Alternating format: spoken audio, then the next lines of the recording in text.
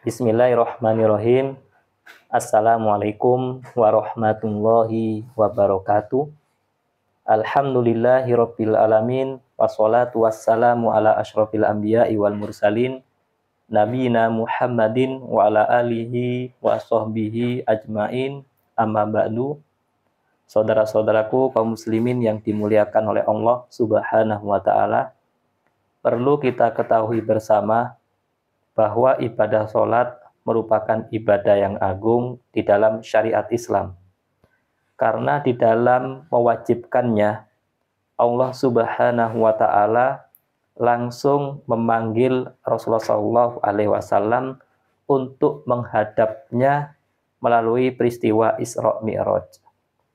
Syariat-syariat yang lain di dalam mewajibkannya, biasanya Allah Subhanahu wa taala menurunkan wahyunya kepada Rasulullah SAW.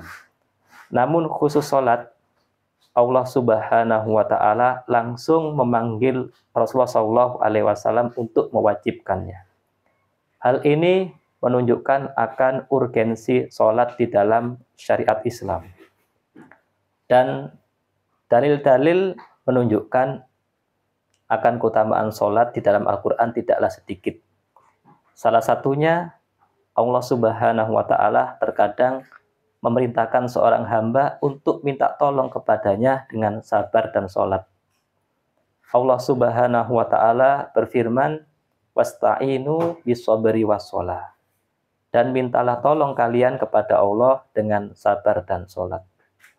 Dan Allah Subhanahu wa taala juga mengabarkan di dalam Al-Quran bahwa sholat dapat mencegah dari perbuatan keji dan mungkar. Allah Subhanahu wa taala berfirman, "Inna sholata tanha anil fahsya'i wal munkar." Sesungguhnya sholat dapat mencegah dari perbuatan keji dan mungkar. Dan di antara salah satu cara terbaik untuk mengingat Allah adalah dengan mengerjakan sholat. Allah juga berfirman dalam ayat yang lain, "Wa aqimis sholata lidzikri." Dan dirikanlah sholat untuk mengingatku. Dalil-dalil yang disebutkan baru saja menunjukkan akan urgensinya sholat di dalam syariat Islam. Dan Rasulullah SAW juga pernah mengabarkan bahwa amal seorang hamba yang akan pertama kali dihisab pada hari kiamat kelak adalah sholat. Apabila sholatnya baik, maka insya Allah seluruh amal yang lain juga baik. Namun sebaliknya, jika sholatnya rusak, maka insya Allah seluruh amal yang lain juga rusak. Oleh karena itu, sebagai seorang muslim, wajib bagi kita untuk mengerjakan sholat. Karena sholat merupakan perkara yang Allah wajibkan atas hamba-hambanya yang beriman kepadanya.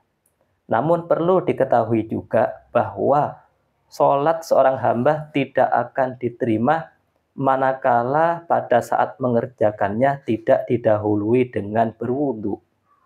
Dalam hal ini Rasulullah SAW bersabda, "La yaqbalullahu sholatan bi ghairi tahurin."